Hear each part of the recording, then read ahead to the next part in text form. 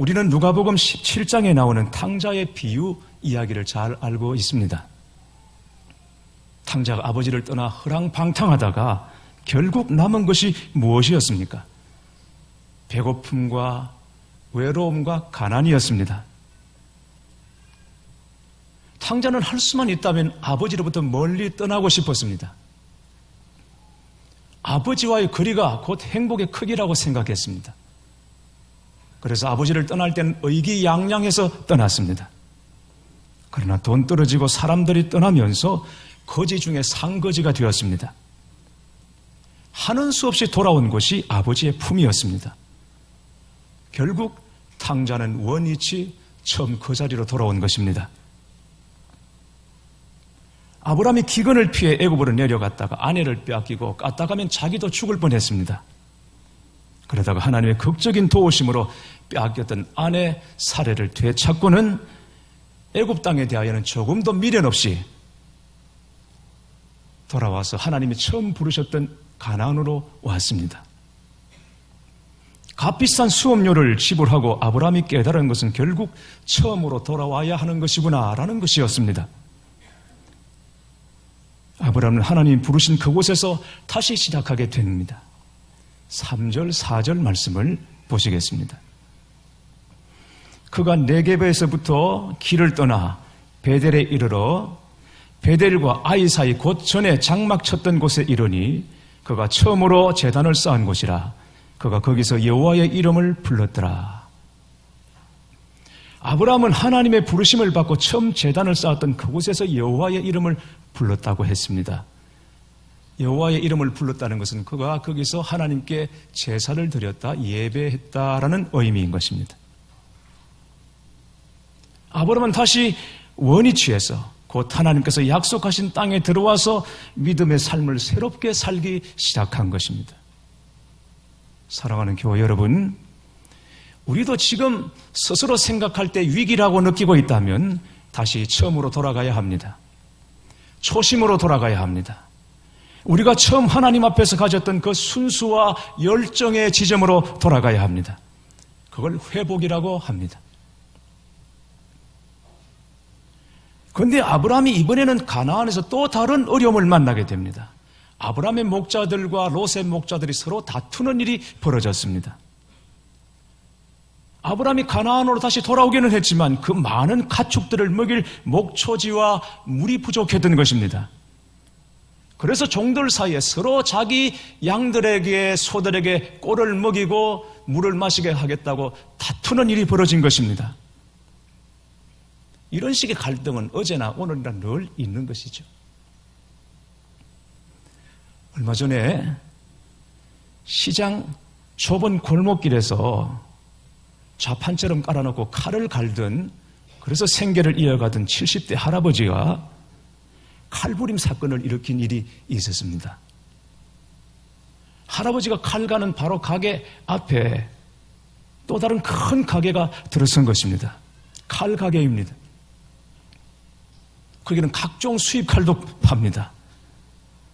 더구나 이 할아버지는 손으로 돌려서 또 정확한 이 모터를 돌려서 칼을 가는데 거기는 최신 기계로 칼을 갑니다. 그것도 더더군다나 칼 사러 오는 손님들에게는 공짜로 줍니다. 갈아줍니다. 그랬더니 그동안 이 시장 한 모퉁이에 길 옆에서 칼을 갈던 이 할아버지의 단골들이 다 떠나서 새로 생긴 큰 가게로 간 것입니다. 그는 공짜로 칼을 갈아주니까. 그러자 평생을 순박하게 칼 가는 것밖에 몰랐던 할아버지가 그 집에 들어가서 칼로 여주인을 찔렀다는 것입니다. 이런 문제가 생기면 군자도 없고 양반도 없는 것입니다. 아브라함의 목자와 롯의 목자가 싸웠다고 하지만 사실은 이게 아이들 싸움이 어른 싸움 되는 것처럼 결국은 대리전 양상을 띠고 있는 것입니다. 아브라함이 싸우는 것과 롯이 싸우는, 그러니까 삼촌과 조카가 더불어 싸우는 이런 싸움이 되어버렸습니다. 아브라함이 이래서는 안 되겠다. 그리고는 판단을 합니다. 네 목자와 내 목자가 이렇게 다투는 것은 가축들을 먹일 목초지와 물이 없어서 그런 거 아니냐. 자, 한번 보라. 앞에 땅이 넓으니 네가 먼저 선택해라. 우리 여기서 헤어지는 것이 낫겠다. 네가 오른쪽을 택하면 내가 남은 왼쪽을 하고 네가 왼쪽을 먼저 택하면 내가 남은 오른쪽을 할게. 그러면 네가 먼저 선택해서 가라 했습니다. 그래서 우리 이제 다투지 말자 하고는 선택의 우선권을 롯에게 먼저 주었습니다. 그랬더니 롯이 조금도 주저하지 않고 자기 좋은 쪽을 먼저 택했습니다. 여러분 생각해 보십시오. 이럴 때 롯이 어떻게 나와야 합니까? 이럴 때 롯이 이렇게 나오면 안 되거든요. 아니 삼촌 그게 무슨 말씀이십니까? 제가 이만큼 사는 것도 다 삼촌 덕분인데 삼촌이 먼저 택하셔야죠. 그리고 남은 거 제가 하겠습니다. 이래야 맞는 거거든요. 아브라함에게 조카 롯은 아들과 같은 존재입니다. 롯에게 아브라함은 아버지와 같은 존재예요. 아버지 하란이 일찍 세상을 떠나고 그 어린 조카를 거두어서 자식처럼 키운 사람이 아브라함입니다. 그러니까 아브라함에게 조카 롯은 가슴으로 낳은 자식과 같아요. 더더군다나 자기 자식이 없으니까 이 조카 롯을 친자식 못지않게 그렇게 온 정성을 다 기울여 키웠습니다. 그런데 네가 먼저 선택하라. 그러니까 덥석 자기 좋은 쪽을 집어버렸습니다.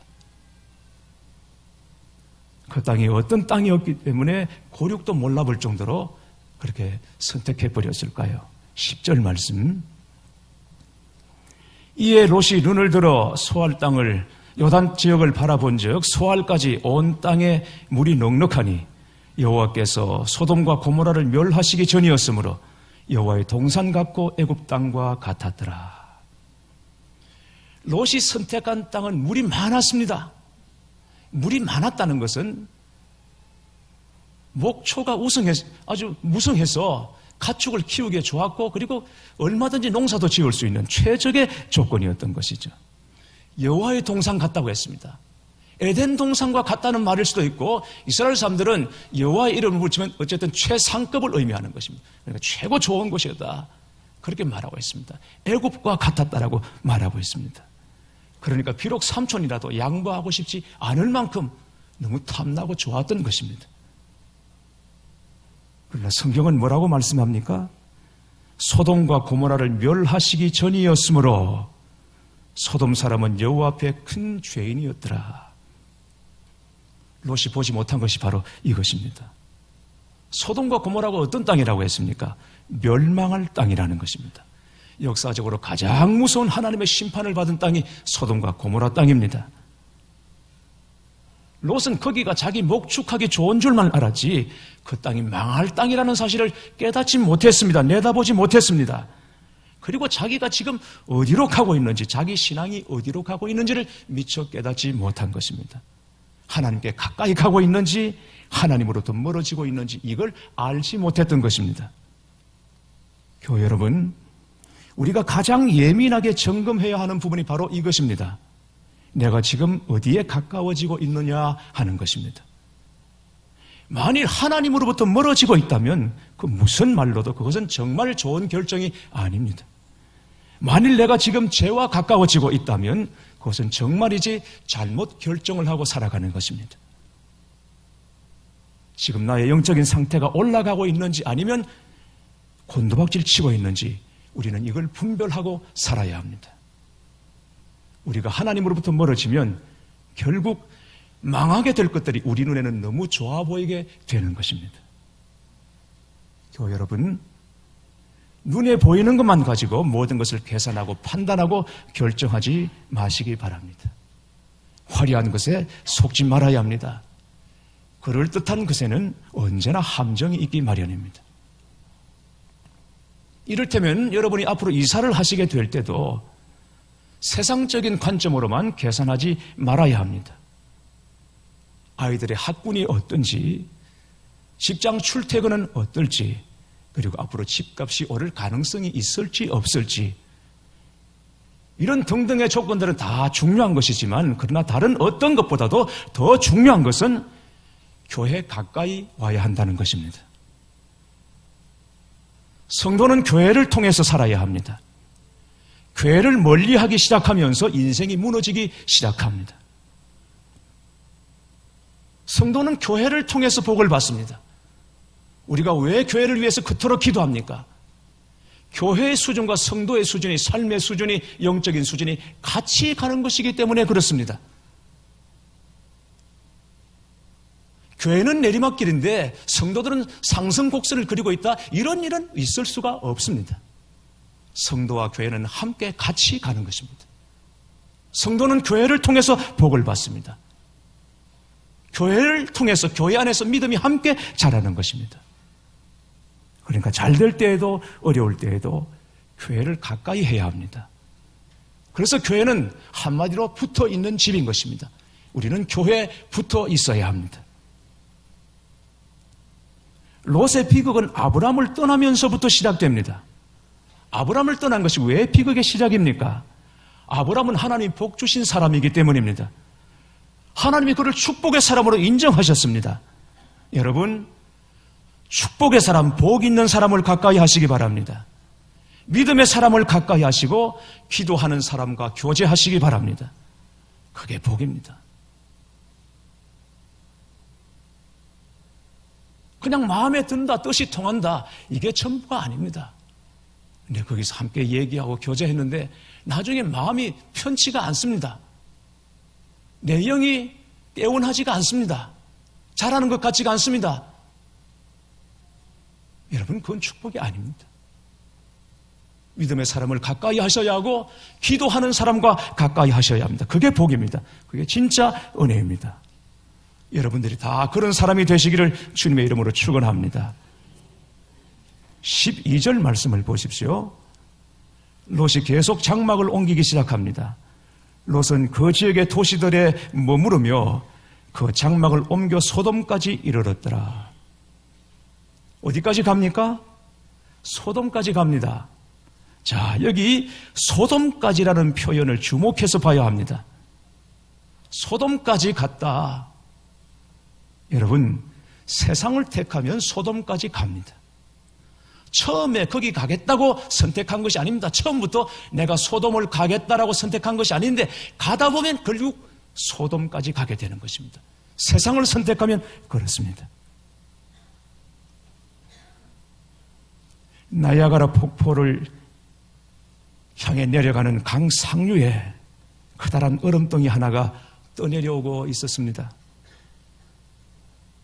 그 얼음덩이 위에는 얼어 죽은 양이 한 마리 붙어 있었습니다. 그때 하늘에서 커다란 독수리 한 마리가 이 죽어있는 양을 보고는 쏜살같이 내려와서 발톱을 양털 깊숙이 박고는 양고기를 뜯어먹기 시작했습니다. 얼음덩이는 점점 폭포와 가까워지고 있었습니다. 그럼에도 독수리는 양고기를 먹느라 정신이 없습니다. 점점 폭포의 굉음이 들려오기 시작합니다. 눈앞에 낭떠러지가 보입니다. 그러나 독수리는 걱정하지 않습니다. 왜냐하면 독수리에게는 강하고 커다란 날개가 있기 때문입니다. 폭포로 떨어지는 그 마지막 순간에 큰 날개를 펴고 하늘로 날아오르면 되는 것이니까 독수리는 걱정하지 않습니다. 그런데 독수리가 폭포에 이르러서 날개를 펴려고 하는 순간 이상하게 몸이 움직이지를 않습니다. 왜냐하면 양털 깊이 박힌 독수리의 발톱이 그만 얼어붙어서 빠지지를 않았던 것입니다. 아무리 발버둥 쳐도 독수리는 다시 하늘로 날아오를 수 없었습니다. 결국 독수리는 양의 시체와 함께 폭포 아래로 떨어져 죽고 말았습니다.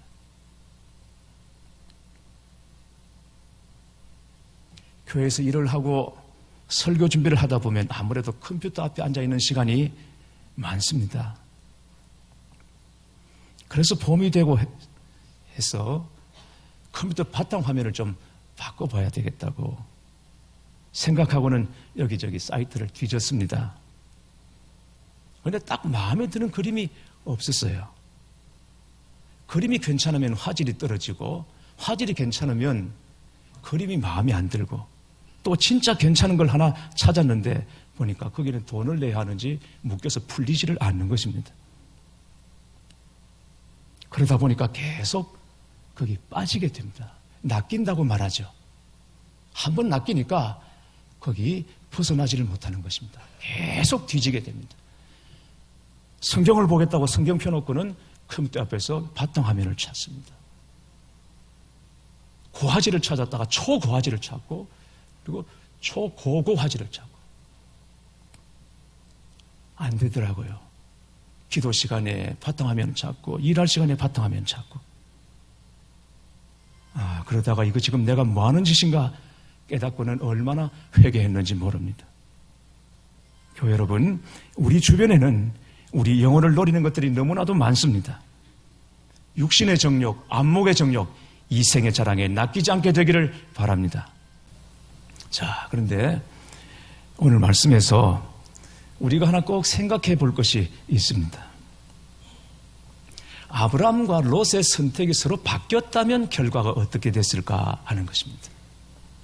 자, 말하자면 아브라함은 가나안을 선택했고 롯은 요단 들녘을 선택했습니다. 그러다가 소돔까지 갔습니다. 이 선택이 서로 바뀌었다고 생각해 보십시오. 롯이 가나안을 먼저 선택했고 그리고 아브라함이 남은 요단들을 선택했다고 생각해 보십시오. 그러면 결과가 어떻게 되었을까요? 가나안을 선택한 롯은 그것 때문에 복을 받고 성공하고 그리고 결국 요단을 선택해서 소돔까지 간 이 아브라함은 망하게 되었을까? 어땠을까요, 여러분? 그렇지 않습니다. 왜냐하면 오늘 이 말씀은 땅 이야기가 아니기 때문입니다. 어떤 땅이 좋은 땅이고 어떤 땅은 나쁜 땅이다. 이런 얘기를 지금 하고 있는 것이 아닙니다. 오늘 말씀은 그 선택하는 사람의 중심이 어디에 있느냐, 그 중심이 뭔지를 말씀하고 있는 것이기 때문입니다. 그렇기 때문에 아브라함이 하나님의 약속을 믿고 요단을 선택해서 소돔까지 갔더라면 하나님께서 소돔을 심판하시려는 그 계획을 멈추시고 그 땅을 고쳐주시고 회복시켜 주셨을 수도 있다는 것입니다. 실제로 나중에 아브라함의 중보로 하나님께서 소돔 땅에 임하실 심판을 철회하시기 위해서 마지막 10명까지 의인을 찾지 않으셨습니까? 반면에 롯이 이 소돔이 아니라 가나안을 선택했다면 아브라함이 받을 그 복을 롯이 받게 되었을까? 모르는 일이죠. 그러나 중요한 것은 가나안에 들어갔다고 해서 그냥 복을 받는 것은 아니라는 것입니다. 하나님의 약속을 믿고 붙잡는 그 중심 없이 그냥 가나안에 들어가서는 아무 소용없습니다. 왜? 이스라엘 백성들이 나중에 가나안에 들어갑니다. 자손들이 들어갑니다. 결국은 그 이방인들과 똑같이 되어서 가나안에서 실패하고 망하지 않습니까? 그러니까 땅이 아니라 결국은 그것을 선택하는 사람의 중심입니다. 마음입니다. 그게 어디에 있는가? 이게 중요한 것이죠. 사실 세상적인 관점으로 단순하게 비교하자면 아브라함이 선택한 가나안보다는 롯이 선택한 요단들이 훨씬 더 좋습니다. 여호와의 동산 같고 애굽 땅과 같았다고 했습니다. 가나안보다는 애굽이 훨씬 낫죠. 그렇기 때문에 아브라함이 처음 맨 먼저 가나안에 왔다가 기근이 생기니까 어디로 갑니까? 피할 곳이 애굽이었습니다. 거기가 훨씬 좋으니까 그랬던 것입니다. 그럼에도 불구하고 가나안이 복 있는 땅이라고 말하는 것은 바로 거기 하나님의 약속이 있었기 때문입니다. 롯이 떠난 다음에 하나님께서 아브라함을 찾아오셨습니다. 그리고 하시는 말씀이 너는 눈을 들어 너 있는 곳에서 동서남북을 바라보라. 내 눈에 보이는 땅을 너와 내 자손에게 주리니 영원히 이르리라 말씀하십니다. 동서남북 다 바라보라. 바라보는 대로 내가 너와 내 자손에게 주리라. 그러니까 아브라함은 애써 땅을 가지려고 그렇게 할 필요가 없습니다. 내가 땅을 취하여 내가 땅을 차지하리라. 그렇게 애쓸 필요가 없습니다. 그냥 믿음의 사람으로 하나님을 믿고 약속만 붙잡고 있으면 되는 것입니다. 그러면 하나님께서 약속대로 행하시고 그 땅이 아브라함에게로 가게 됩니다. 실제로 그렇지 않습니까? 나중에 아브라함의 자손 이스라엘이 이 가나안을 다 보게 됩니다. 너는 보라. 그리고 종으로 행으로 다녀보라. 네가 본 대로 한번 다녀보라. 그대로 너와 내 자손에게 주리라. 약속하신 대로 그 땅을 이스라엘이 차지하게 되었던 것이죠. 결국은 어떤 땅이냐가 아니라 거기서 어디에서든 우리가 어떤 중심 가지고 살아가느냐. 이게 중요합니다. 하나님을 믿는 믿음과 약속을 붙잡는 이 붙잡음이 우리에게 있느냐 하는 것이죠. 고속도로 가면 톨게이트가 있습니다. 거기서 요금을 징수하는 징수원들이 있죠. 부스 안에서. 저는 볼 때마다 이건 정말 힘든 직업이다 하는 생각을 합니다. 거기 앞에서 매연이 그냥 확 쌓입니다. 차들이 거기 일단 정지를 하고 매연이 쌓이죠. 근데 문을 닫아놓고 일할 수는 없잖아요. 일단 문을 열어야 되고. 그리고 들어보니까 거기 통행하는 손님들 중에는 정말 진상들이 많다고 그래요. 거기 와서 갑자기 옷을 벗고 요금 내는 척 하면서 손을 그냥 잡기도 하고 욕하기도 하고 이런 사람들이 진짜 많다는 거죠. 그러니까 거기 일하는 거 참 힘든 일이죠. 그런데 어떤 사람이 계속 거기 통행을 하는데 한 부스에 보니까 젊은 자매인데 얼굴이 그렇게 밝습니다. 늘 상냥합니다. 따뜻한 인쇄를 건넵니다. 통행하는 사람들에게. 볼 때마다 참 신기하다고 여겼습니다. 다른 사람은 꼭 지옥 안에 들어가 있는 것 같은데 그 자매만 꼭 천국 안에 있는 것처럼 그렇게 밝고 따뜻하고 상냥합니다. 이유가 뭔가 궁금했는데 어느 날 물어봤어요. 도대체 어떻게 해서 그렇게 밝습니까? 상냥하십니까? 그랬더니 이 자매가 음악을 공부하는 자매인데 그 조그만 부스 안을 자기의 스튜디오로 만들어버렸습니다. 거기서 악상을 기억해내고 악보를 기억하고 그리고 흥얼흥얼 노래를 부르고 그 지옥 같은 공간을 자기의 스튜디오로 만들어서 천국으로 만들어버렸던 것입니다. 그 마음 중심이 그러니까 지옥이 변하여 천국이 되는 이런 역사가 일어나는 것이죠. 사도 요한은 밤모섬에 유배를 떠났습니다. 아무것도 없는 유배지죠. 황량하죠. 사람이 살 수 없는 환경이죠. 그야말로 절망과 죽음밖에 없는 그런 유배지였습니다. 그게 무슨 소망이 있습니까? 살 소망이 있겠습니까? 네, 여러분, 거기서 믿음의 눈이 열리니까 하나님이 보여주시는 새로운 세계를 봤습니다. 신천 신지를 봤습니다. 하나님이 계시해 주셨습니다. 그때 그 유배지, 죽음의 유배지에서 요한이 본 것이 바로 여러분 요한 계시록입니다. 우리 마음이 중요합니다. 믿음은 새로운 세계를 보게 합니다. 눈에 보이지 않는 것을 보게 합니다. 하나님의 약속을 보게 하고 하나님의 약속을 믿게 하고 그리고 붙잡게 하는 것입니다. 지금 우리에게 있고 없고 잘되고 못되고 성공이다 실패다 이 모든 기준이 다 달라지게 되는 것입니다. 그것이 진짜 기준은 하나님에 의해서 결정되는 것입니다. 그래서 예수를 믿는 사람들은 하나님의 약속 안에 있는 사람들은 세상 사람들이 나 부러워하는 거 하나 없어도 나도 결코 세상 사람들이 부럽지 않습니다. 당당합니다. 떳떳합니다. 그리고 어려움이 있어도 소망 중에 인내하게 되는 것입니다. 이 믿음과 확신이 당당함이 여러분에게 있게 되기를 주님의 이름으로 축원합니다.